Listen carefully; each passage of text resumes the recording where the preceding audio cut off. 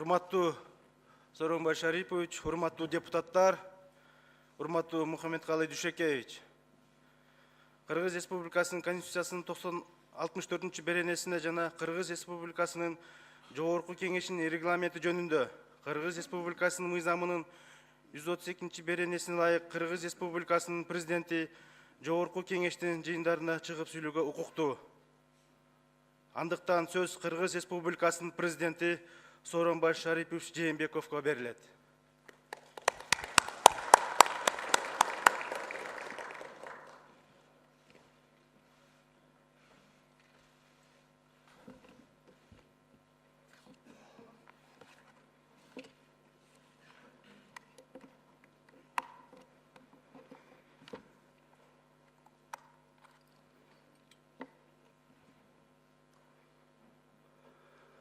Урматтуу мекендештерим, акыркы мезгилде коомубуз ашкере саясатташып, элдин көңүлү буруу максатында ар кыл саясий топтордун бир катар аракеттери болуп өттү.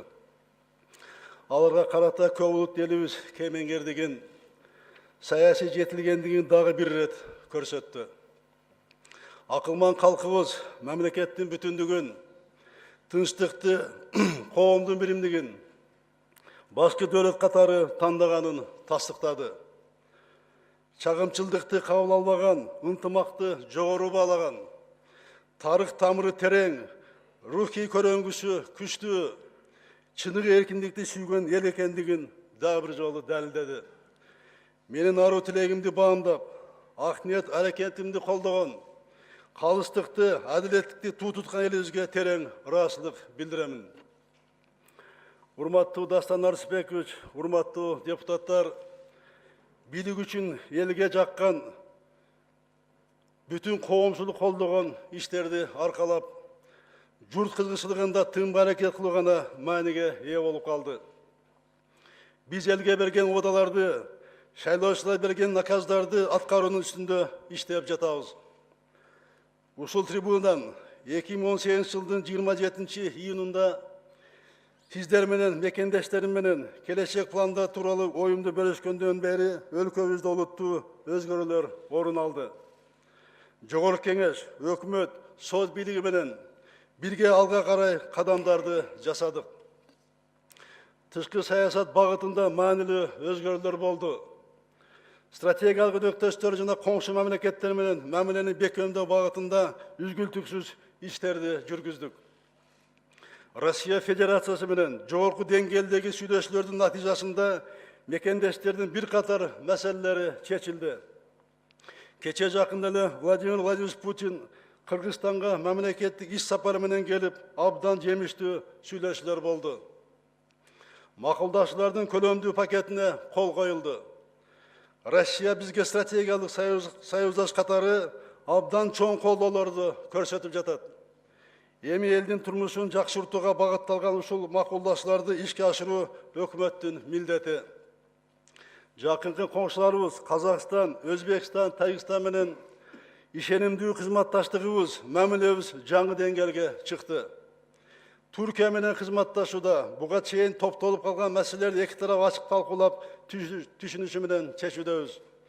Жакынкы чексиз коңшубуз, ишенимдүү жана стратегиялык өктөшүбүз Кытай Эл Республикасы менен алакабызды жакшыртуу тууралуу Си Цзиньпин мырза менен Пекинде сүйлөшүүлөрдү өткөрдүм.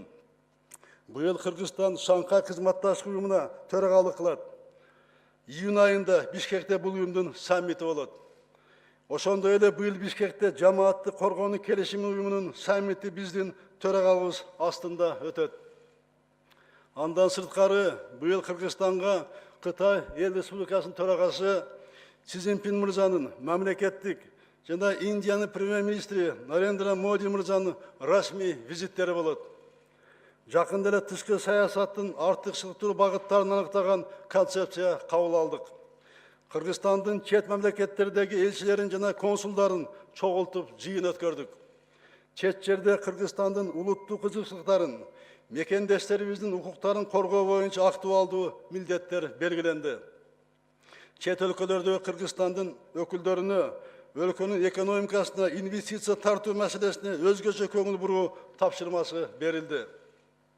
Азыркы тапта Өзбекстан жана Тажикстан менен чек араларыбызды тактоо уланууда. Өкмөт аралык жумушчу топтор сүйлөшүүлөрдү үзгүлтүксүз жүргүзүп, иш өз нугунда азыр жүрүп жатат. Урматтуу депутаттар, ички саясаттын негизги багыты коомдун ынтымагын, элдин биримдигин сактоону көздөдүк. Ар кандай чагымчыл күчтөрдүн иш-аракеттерине чечкиндүү бөгөт коюп, элдин тынч жашоосун камсыз үчүн зарыл болгон иштерди тынымсыз жүргүздүк. Өлкөдөгү саясий стабилдүүлүк, коомдун биримдиги, улуттар аралык ынтымак биздин негизги байлыгыбыз. Ошондуктан коомдун ынтымагын чындоо, коомдук тартипти сактоо маселеси дайыма менин көңүлүмдүн борборунда болду. Ички жана чек арадагы коопсуздукту сактоо үчүн чечкиндүү чара колдонуу, мамлекеттин тынчтыгын коргоо башкы милдетибиз бойдон калды. Армияны чындоого, чек арабыздын ишенимдүү корголушуна астейдил көңүл бурдук. Армиянын камсыздоо бир кыйла жакшырды. 11 жаңы заставалардын комплекси курулду. 2018 жылы аскерлер үчүн 10 турак үйү, бир нече социалдык объекттер курулуп пайдаланууга берилди. Куралдуу күчтөрүбүз 2019 жылдын башында 125 автомобилдик жана атайын техника менен камсыз болду. Контракттык аскер кызматчыларынын майыналары 18 жылы 30%га жогорулады. Тышкы чек ара өткөрүү пункттарын чыңдоо боюнча 12 пункт жабылып бүттү. 3-чү этаптын алкагында Достук жана Бөрдөбө автожол өткөрүү пункттарынын жаңылыш иштери 2020 жылы аяктайт. Өзүңүздөр билгендей, соттук укуктук реформа жүрүп жатат. Реформанын негизги багыты сот, прокуратура жана башка күч органдарындагы иштер мурдакыдай көмүскө болбойт. Тиешелүү жаранга тергөөнүн жүрүшү, сот процессинде этаптары менен таанышуу жеткиликтүү болот.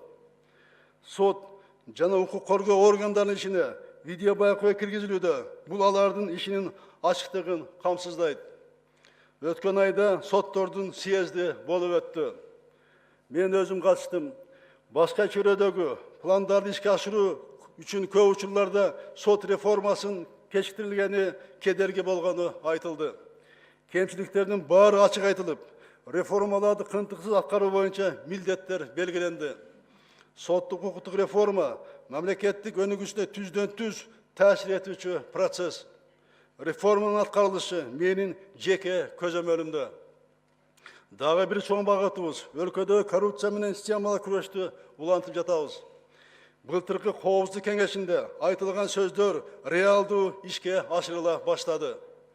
Өткөн жылы коррупция каршы күрөштүн натыйжасында 5,7 миллиард сомго жакын каражат жана мүлк мамлекетке кайтарылды.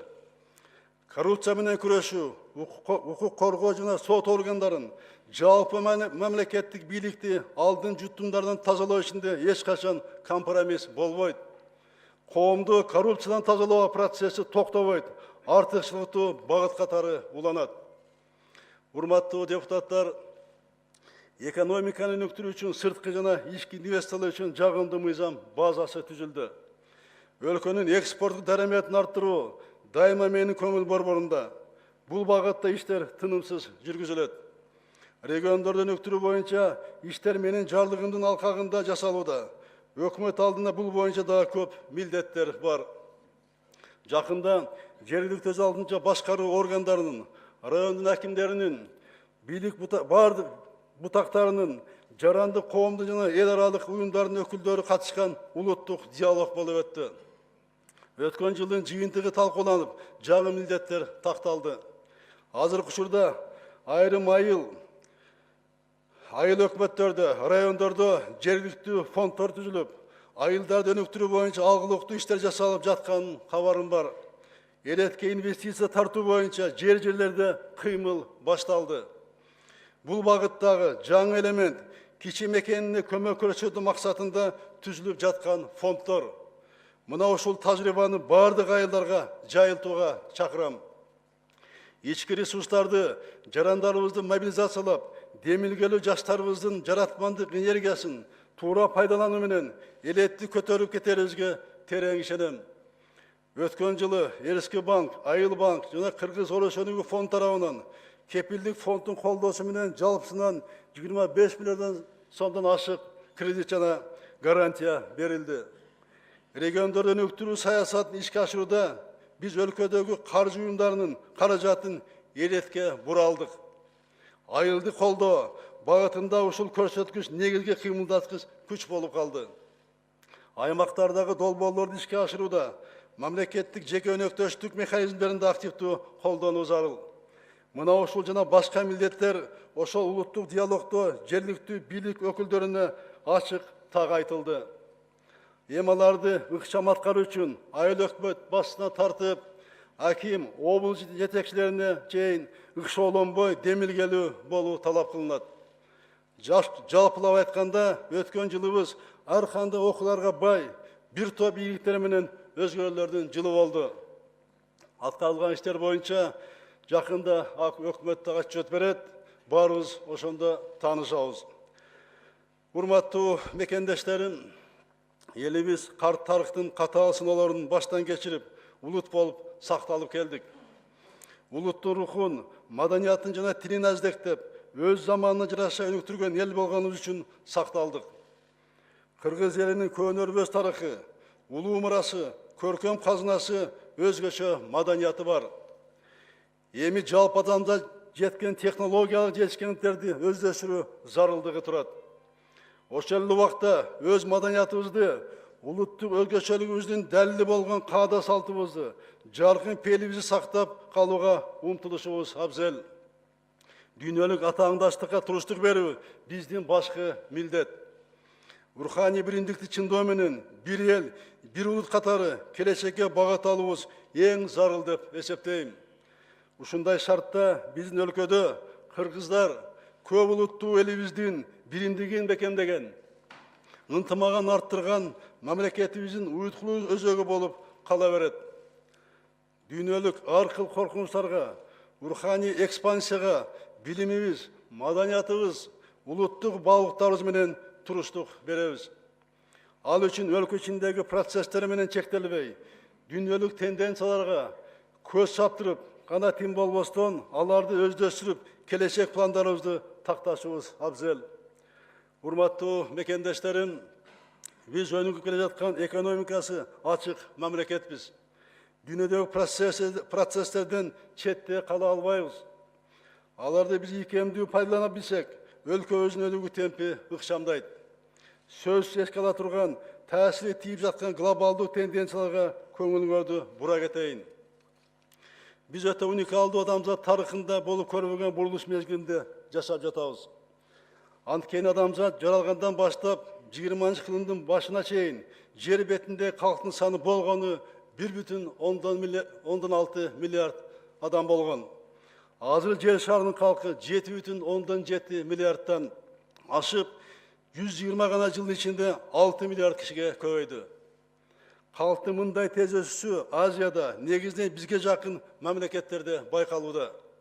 Демек, бул чөлкөмдө жаратылыш ресурстары, суу жана азык-түлүк үчүн атаандаштык күчөйт. Биздин жакынкы тегерегибизде да өзгөрүү динамикасы абдан ыкчам болууда. Кытай Республикасы жыл сайын 7 миллион адамга көбөйүп жатат. Казакстан жылына 240 миң, Өзбекстан 550 миң, Тажикстан 200 миңге жакын адамга көбөйүүдө. Ал эми Кыргызстан жылына 122 миң адамга өсүп жатат. Биздин 700 миңге жакын жараныбыз сыртта миграцияда жүрөт. Эми биз бул кырдаалды өтө терең анализдеп, миграциялык саясатыбызды гана эмес, жалпы эле социалдык саятыбызды өзгөртүшүбүз керек. Жогоруда көрсөтүлгөндөй, биз адам ресурстарынын саны менен эмес, сапаты менен гана алга жылалабыз. Ошондуктан билимге, ден соолукка өзгөчө көңүл буруп, адам потенциалын өстүрүүгө, жаңы технологияларды өздөштүрүп, коом турмушуна киргизүүгө биз абдан муктажбыз. Бирок, билим жана саламаттыкты сактоо тармагында жаңылануу болуш үчүн ушул тармакта иштеп жаткан мекендештерибиздин социалдык абалын чыңдоого милдеттүүбүз. 2010 жылдан бери көтөрүлбөй келаткан медиктердин айлыгын былтыр үй бүлөлүк врачтарга жогорулатканбыз. Быйыл башка адистердин медициналык кызматкердин айлыгын жогорулатууну караштырып жатабыз. Ал эми мектеп мугалимдеринин айлык акысын күзүндө жаңа окуу жылынан кечиктирбей көбөйтөбүз. Бул маселе боюнча премьер-министр менен жогорку төрагачы сүйлөшкөнбүз. Өкмөт азыр өз эсебин чыгарып жатат. Буйруса, мектептик ага эжелерибиз жаңа окуу жылын жаңы айлык маяна менен баштайт. Министрлик, ведомстволор, жергиликтүү мамлекет органдардагы жаш адистердин дагы айлыгы төмөн. Алардын айлыгы эта менен буйруса көбөйөт. Урматтуу замандаштарым, төмөнкү глобалдык тенденцияны эске алууга милдеттүүбүз. Дүйнөдө экономикасын жүзүн аныктаган негизги технологиялар мезгил менен өзгөрүп жатат.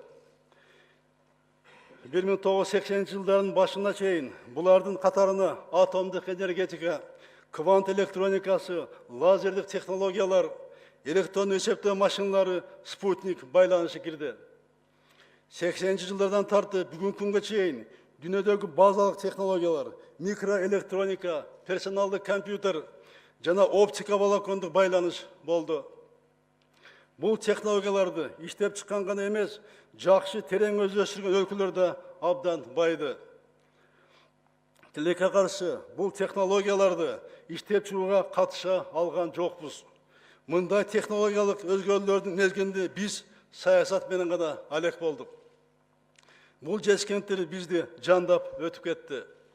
Эми ошол пайдалана албай калган мүмкүнчүлүктөрдүн ордун толтуруу кийинки муундардын алдында биздин милдетибиз.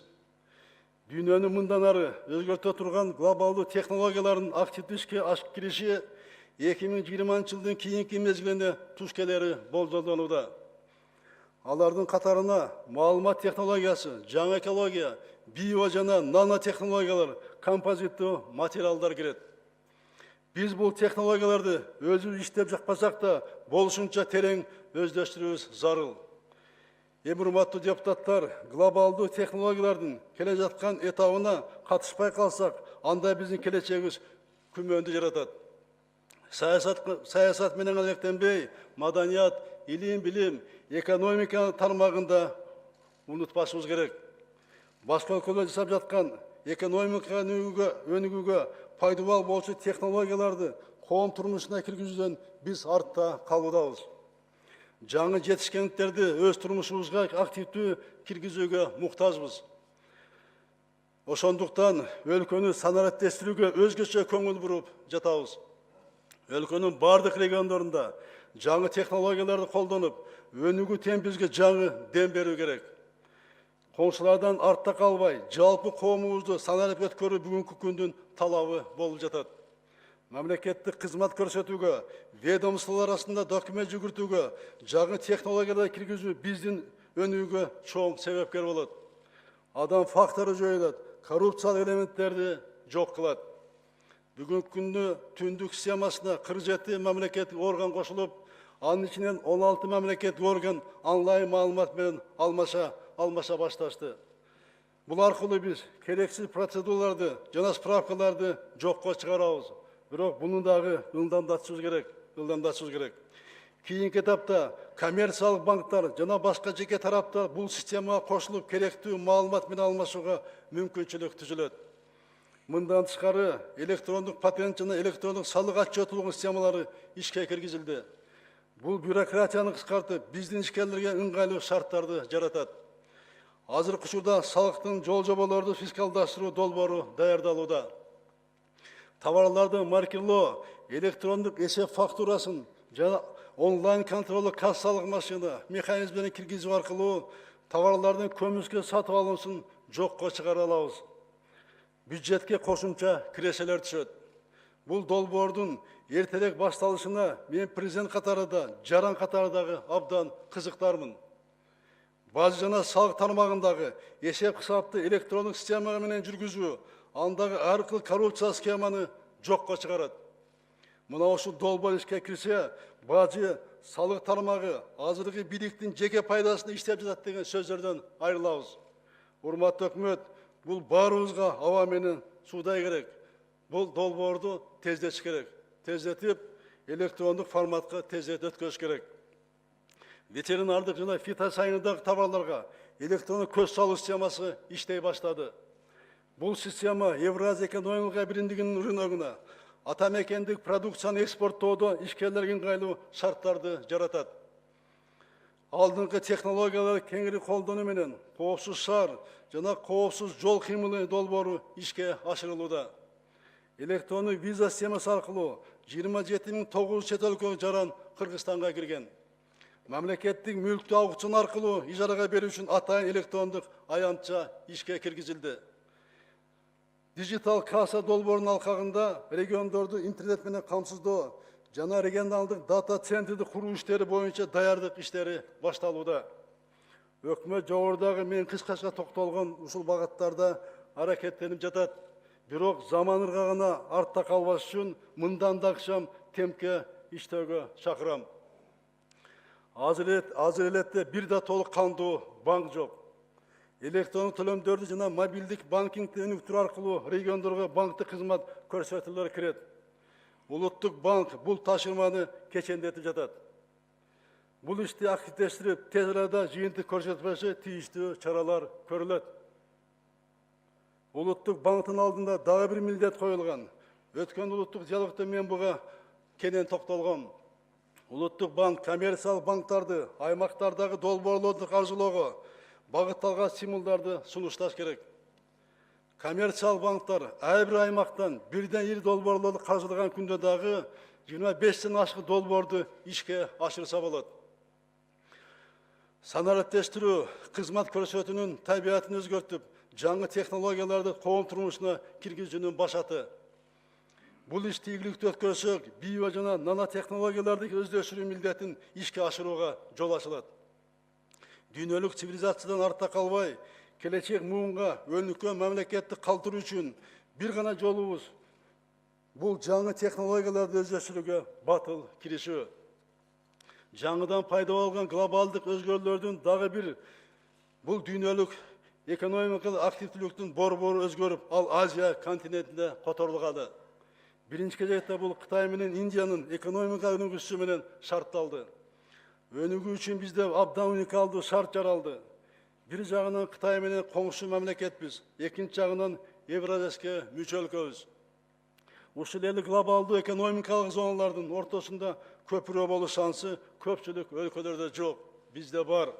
Биз бул ушул мүмкүнчүлүктү колдон чыгарып жибербей, ийкемди колдонуп калууга милдеттүүбүз. Урматтуу депутаттар, элдин жашоо турмушун сезилерлик жакшыртуу эң негизги максатыбыз жана милдетибиз. Пландарды ишке ашыруу жолдору, аткаруу мөөнөттөрү улуттук өнүгүү стратегиясында так аныкталды. Тиешелүү иштер аткарылып жатат, алардын айрымдарын гана айта кетейин. Билим берүү, саламат сактоо тармагына жана экономикага жаңы технологияларды терең киргизүү көңүл борборунда турат. Бардык мектептер интернет жана компьютердик инфраструктура менен камсыздалат. Мектепке чейинки билим берүү менен камтоо, билим берүүнүн сапатын көтөрүү, эмгек рыногуна шайкеш кесиптик билим берүү милдеттерин ишке ашырабыз. Атап айтсам, келечектин мектеби долбоору, анын алкагында ар бир региондо 10га жакын так жана техникалык адистер көп тилдүүлүккө багытталган мектеп болот. Ал мектептерде балдарга педагогдор гана эмес, менеджерлер, банкирлер, ишкерлер билим беришет. Алардын форматы профессионалдык билим берүү жана илим-билим комплекси болушу күтүлүүдө. Бүгүнкү күнгө республикадагы мектептердин 86% интернетке кошулган. Быйылкы жылдын аягына чейин калган мектептер да толугу менен интернетке кошулуп бүтөт. Мектепке чейинки курактагы балдарды мектепке даярдоо менен азыр ушул курактагы балдардын 49% гана камтылган. 2020 жылга чейин карата мектепке жаш жетелек курактагы балдардын 80%дан кем эмес мектепке чейинки билим берүү, мектепке даярдоо менен камсыз болушат. Жеткинчиктерди мектепке даярдоодо заманбап теле, аудио жана информациялык технологиялар колдонулат. Өзүңүздөр билгендей, келечегин ойлогон өлкө балдардын мектепке чейинки тарбиясына өзгөчө көңүл бурат. Ошондуктан өкмөт бул маселеге олуттуу мамиле кылат деп ишенем. Саламаттык сактоо тармагында жарандарлык ыңгайлуу шарттар түзүү максатында 2019-2030 жылдарга карата дени сак адам гүлдөп өнүккөн өлкө деген аталыштагы программа жана долбоор иштеп баштады. Мисалға, заманбап ооруканалар долбоорун ишке ашыруунун алкагында 2020 жылга чейин Бишкек шаардык балдар клиникалык ооруканасынын хирургиялык корпусу курулат. 2019-2024 жылдары Бишкек, Ош, Талас шаарларында заманбап технологиялар, телемедициналык жабдуулар менен камсыз болгон 3 перинаталдык борбор курулат. Тез жардам системасы кескин түрдө өзгөрөт. Заманбап маалымат технологияларын терең колдонуу менен Бишкекте автоматташтырылган башкаруу системасы 2019 декабрь айында толугу менен бүтөт. Бул иш 2020 жылы Ош жана Кара Көз шаарларына да жайылтылат. Мага жарандар ар кыл темада арыз катталуулар менен кайрылат. Айрым үй-бүлөлүк медициналык борборлор күнүнө 3 сааттай гана иштеп, калган учурда эшикти жабык деп кайрылгандар абдан көп болуп жатат. Ар бир адамга, ар бир үй-бүлөгө врач жана медайын дайыма жеткиликтүү болушу керек. Үй-бүлөлүк медицина борборлорунун иши таптакыр жаңы принцип менен уюштурулат. Негизги максат үй-бүлөлүк медицинанын адистерине жана медициналык кызматка тез жетүү мүмкүнчүлүгүн камсыздоо. Бул долбоор пилоттук түрдө Бишкек шаарында 2019 июнь айында башталат. Бул борборлор элге күнү-түнү үзгүлтүксүз кызмат көрсөтөт. Ал үчүн интернет аркылуу, телефон аркылуу, онлайн консультация берүү, электрондук кезек кызматтары киргизилет. Жарандарыбыздын ден соолугун чыңдоо максатында 2022 жылга чейин Жалал Абад, Баткен, Ош, Нарын, Токмош шаарларында 5 комплекс салынат. Башка областтарда ден соолукту чыңдоочу мындай комплекстер бүгүнкү күндө иштеп жатат. Спортту өнүктүрүүгө өзгөчө көңүл бурулат. Биздин спортсмендерибиз улам жаңы ийгиттер менен бизди кубантып жатышат. Аларга мен ыраазычылык билдирем. Урматтуу мекендештерим, азыр Кыргызстанда 1100дөн ашык бала тоолук жетим бала катталган. Биздин максат алардын тизмесин тактап, үй-бүлөдө чоңоюшуна шарт түзүү. 18 жаштан кийин интернаттан кетип, ал балдарыбыз кароосуз калып жатат. Тарыхта биздин коом өзүнүн социалдык ынтымагы, социалдык жоопкерчилиги менен күчтүү болуп келген. Ата-бабаларыбыз жетим жесирди, кары картаңдарды кароосуз калтырган эмес. Балдар интернатта эмес, үй-бүлөнүн мээримин көрүп чоңоюшу керек. Интернатта ар балага айына 14 000 сом каражат каралат. Жылына 1,5 миллиард сом сарпталат. Ушул каражатты бала асырап алган адамдарга жумшасак, балдарыбыз үй-бүлөдө ата-эненин камкордугунда өсөт. Ушул бала асырап алууда дагы коррупция жок эмес. Ашкере бюрократиясы бар. Ушуга мыйзамды өзгөртүп, бала асырап алууну биздин ички жарандарыбызга жеңилдетип беришибиз керек. Жеңилдетип. Ошондо бизде жетим балдардын бардыгы тең үй-бүлөдө ата-энеси болуп, жакшы тарбиялай баштайт. Келечеги дагы аныкы белгилүү болот. Мына 18 өткөндөн кийин бардыгы тең көчөдө калып, аларды караган бир уюм жок. Уюм жок, көбү ар кандай жолго түшүп кетип атат. Ден соолукка байланыштуу мамлекет тарабынан кепилдеген милдеттерди кылда тактап чыгуу керек. Анткени 6 жашка чейинки балдарды жана 70тен жогорку жаштагы улгайгандардын баарын бекерде алып толук өлчөмдө каржыланбай келет. Балдарга жөлөкүл берүү системасын дагы кайра карап чыгып, анын даректүүлүгүн күчөтүп, бул чөрөдөн барда жашаган үй-бүлөлөрдү чыгаруу мезгили жетти. Мамлекеттик ипотека саясатта менин жеке көзөмөлүмдө. Сиздер билгендей, турак жайга мамлекеттик ипотеканын пайызын 14төн 7%га төмөндөттүк. Анын 6%га түшүрүү келечек максатыбыз. Мына кече жакында мамлекеттик ипотека компания жетекчиси кабыл алдым. Ага дагы айттым. Жылда эле мамлекеттик бюджеттен каражат карап отурбастан сыртка чыгып, абдан көп финансылык институттар бар, фонддор бар. Ала турган жерлер көп. Ошого чыгып, инвестиция таркында ташынуга бердим. Азыр бул боюнча дагы ошо ипотеканы көбөйтүү маселеси мына азыр колго алып атабыз. Сырттан да буюрса каражаттар келе баштайт.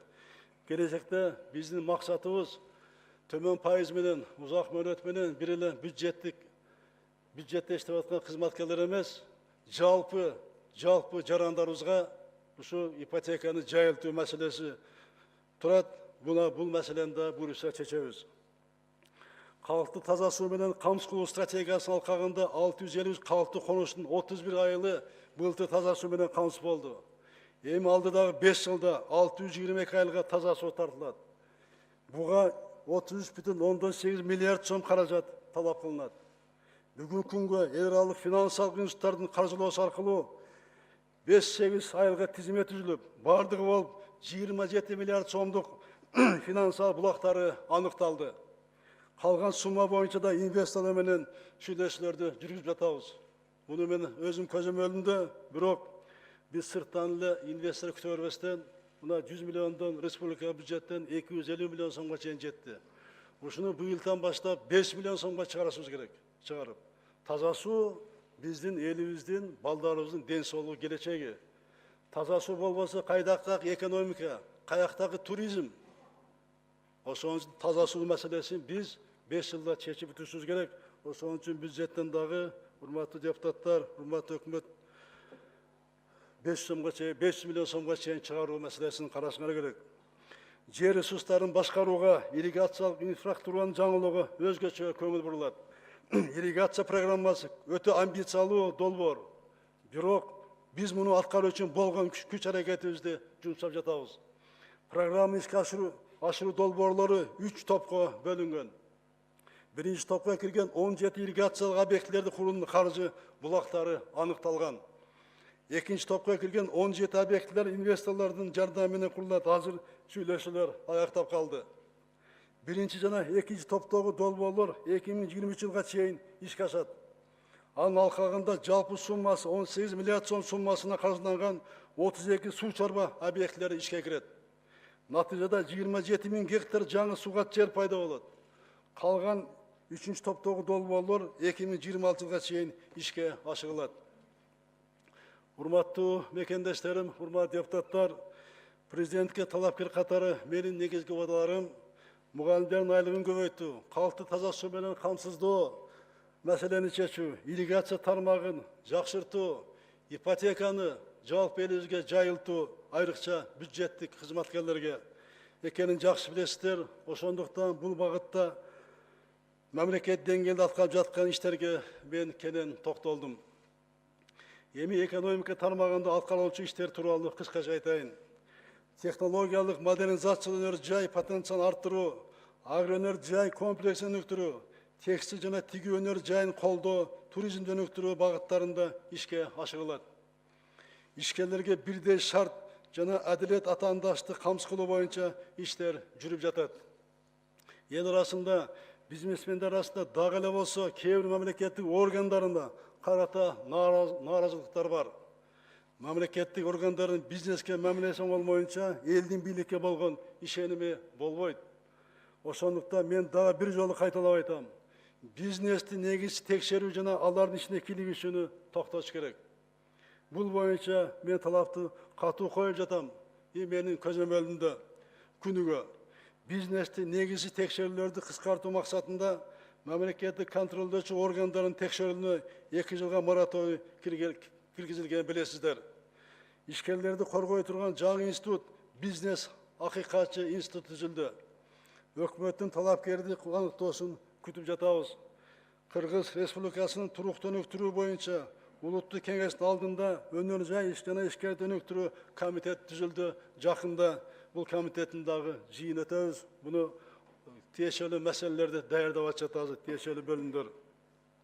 Экономиканын артыкчылыктуу секторлоруна дем берүү максатында салык мыйзамдарына бир катар өзгөртүүлөр киргизилди. Айыл чарба продукцияны кайра иштетүүчү жергиликтүү ишканалар үчүн жеңилдик катары кошумча нарк салуу 80%га кыскартылды. Соода логистикалык борборлор, машина тракторлук станциялар жана айыл чарба кооперативдерине киреше салыгы, кошумча нарк салыгы жана мүлккө салык боюнча жеңилдиктер берилди. Дотациялык региондорго ачылып жаткан өнөр жай ишканалары 5 жылдан 10 жылга чейин киреше салыгын, сатуу салыгын, жер жана мүлк салыгын төлөөдөн бошотулду. Технологиялык жабдууларды импорттогон ишкерлер бажы пошлинасынан бошотулду. экономиканын экспорттук потенциалын жогорулатуу максатында продукцияны сертификаттоо жана стандартташтыруу боюнча жаңы лабораториялык база түзүлдү. Экспортко багытталган ишканаларды колдоо улантылат. Бул максатта өкмөт экспортту каржылоо, айланма каражаттары жана кепилдиктер берүү инструментин даярдоодо. Бизнес жүргүзүүгө кедерги болгон бардык тоскоолдуктарды жоёбуз. Элек тармактарына кошулууну бирдиктүү терезе аркылуу коррупция ишке ашыруу мына өзгөчө милдет. Ушул маселе азыр бизнеске чоң тоскоол болуп жатат. Эми өкмөт, урматтуу депутаттар, өкмөт бизнеске шарт түзүүдө жана башка тармактарда агылыктуу иштерди жасай алды. Бул кыска мөөнөттө жасады. Мына 2018 жылдын жыйынтыгындагы мага берген маалыматтар боюнча жаман эмес.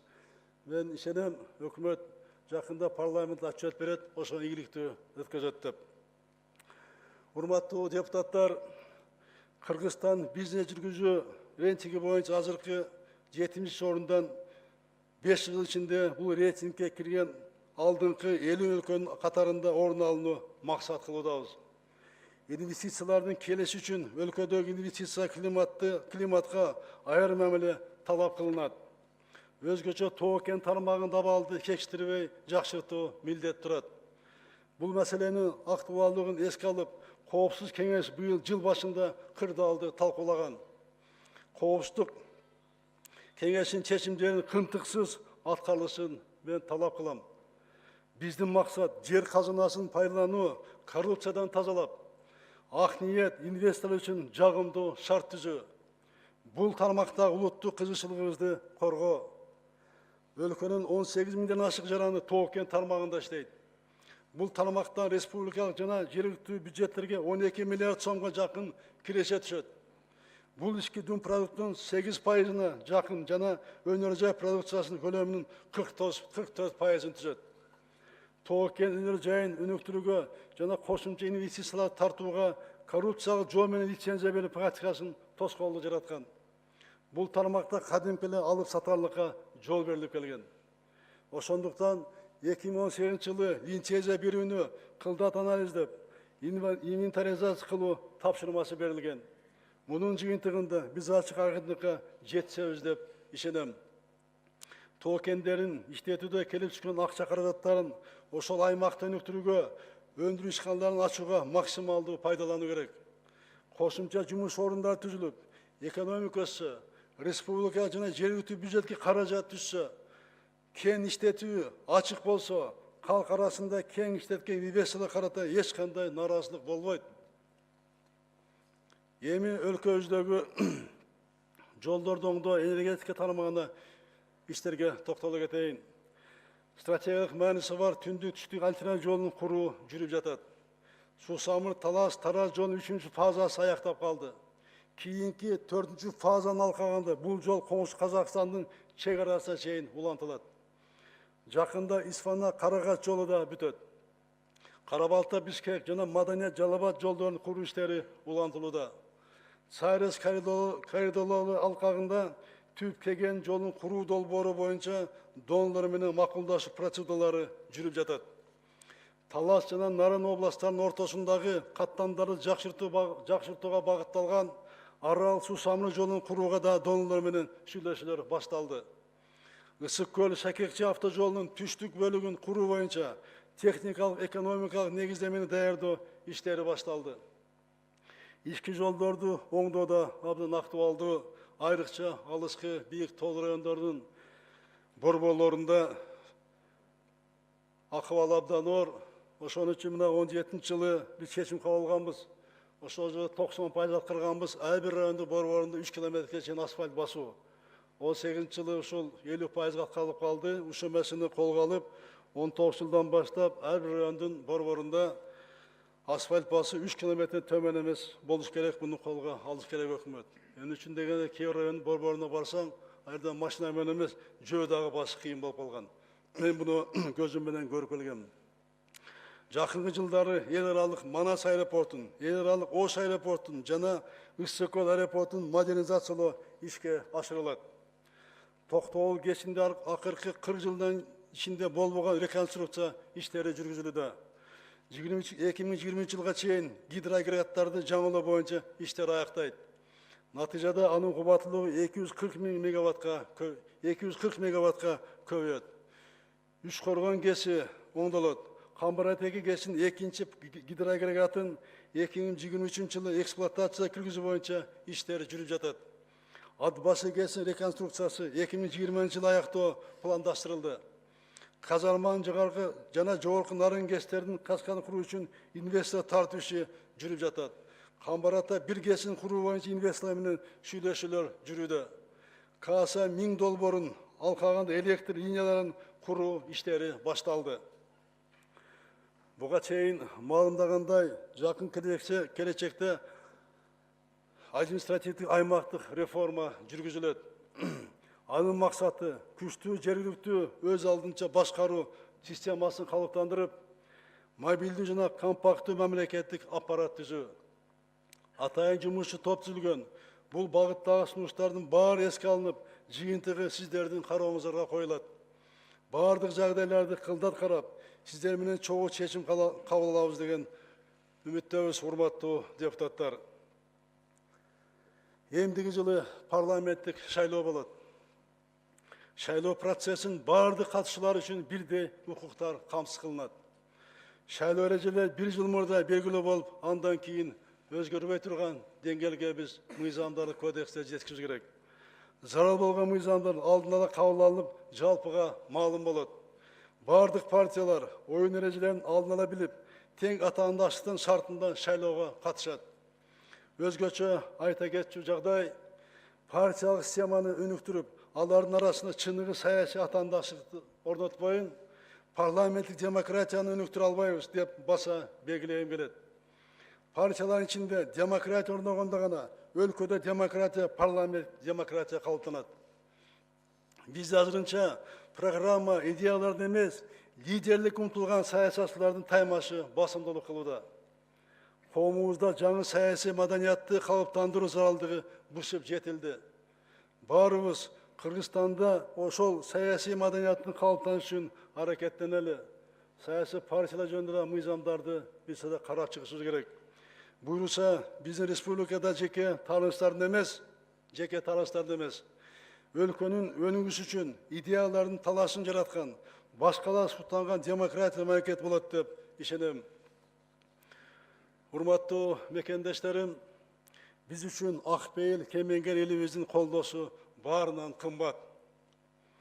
Жерибиздин тынчтык, журт биримдигинен өткөн дөөлөт жок. Ак эмгектин акыбети дайыма кайтат. Ошондуктан эч бир кыйынчылыкка карабай иштей беребиз. Максаттарыбызга жетүү оңой болбойт, тоскоолдуктар аз эмес. Коррупцияга малынгандардын саботажы, айрым саясий күчтөрдүн каршылыгы болууда. Уюшкан кылмыштуу, кландык мафиянын коррупциялык иштери өлкөгө чоң залалын тийгизди. Бул коомчулук үчүн белгилүү болуп калды. Мамлекеттик белчесинен карызга батырган уурулукту жашыруу үчүн актанууга өтүштү. Ал калпты жарыялап, элдин оюн башкага бурууда. Баса белгилеп айта кетейин, бардыгы мыйзам алдында бирдей. Эч кандай ультиматум тили кабыл алынбайт. Эч качан ультиматум тили кабыл алынбайт. Элди көчөгө чыгарып, бийликке кысым жасоо менен маселе чечем дегендер жаңылышат. Мәселенин бардыгы мыйзам таласында гана чечилет. Урматтуу мекендештерим, мамлекет түшүнүктөр менен эмес, мыйзам чегинде жашаш керек. Мамлекеттик органдар тигил же бул топтун кысымы негизинде эмес, мыйзамдын чегинде иштейт. Кудай буйруган, элдин ишенген президенттик милдетимди мамлекетти оңдоого баса белгилеп айтам, оңдоого жумшайм. Мындан башка менин милдетим дагы, карызым дагы, жашоомдун маңызы дагы жок. Менин бир гана Кудайдын алдында, элдин алдында гана карызым бар. Башка менин эч кимден карызым жок. Жүрүш топко кызмат кылам, алардын кызыкчылыгын коргойм, уурулугун жашырам деп мен убада берген эмесмин. мен елдік президент болам деп елге уәда бергем. Ел арасынан шықтым, ел ішіне таза білім, игіліктері менен қалуыны мақсат қылам. Саясатта ақырғы 25 жылдан берки иш әрекетін қылған емгегім таза, маға жалған жала жұқпайды. Апрель оқиғалары, июнь қоғаламды күндерін өз басымдан өткөрдім. Мемлекеттегі тыныштықтың, елдің ынтымағының басын, барқын абдан жақсы білем. Ошондуктан қоғамдың тыныштығын бұзып, елді бөліп жарам дегендерге өлкө президент қатары мен ешқашан жол бербейм. Ешқашан жол бербейм. Біздің мемлекетте мыйзам сақталады, мыйзам шегінде иш алып барылады. Урматтуу депутаттар, мемлекетті өнүктүрүү, елдің жашоосун жакшыртуу, дүйнөлүк аренада татыктуу орун ээлөө деген максаттарыбызга жетүү үчүн бийлик бутактарынын бир какта иштеши зарыл. Соттук укуктук реформаны ишке ашыруу сот бийлигинин негизги милдети. Өкмөт, укук коргоо органдары, прокуратура бул реформаны жигердүү колдошу керек. Элдин турмушун жакшыртуу милдеттерин аткаруу үчүн өкмөттүн тынбаган аракети талап кылынат. Бул иштин баары жогорку кеңештин колдоосу болбосо ийгиликке жетпейт, урматтуу депутаттар. Бул иштерге сөзсүз жогорку кеңештин колдоосу абдан керек болот. Реформалар ошондой эле жалпы коомдун, саясий партиялардын, жарандык коомдун колдоосуна муктаж. Асыл максаттарыбызга жетүү үчүн коомдун тынчтыгы, элдин биримдиги керек. Эл үчүн, жалпы журт үчүн жасап жаткан иштерибиздин ийгилиги болсун. Эгемендиктин баркын жогору баалап, урпактарыбыз сыймыктануу менен жашап иштей турган өлкөнү түптөйлү. Элибизде ынтымак, жергебизде тынчтык болсун, Кыргызстаныбызды жараткан өзү колдосун. Рахмат сиздерге.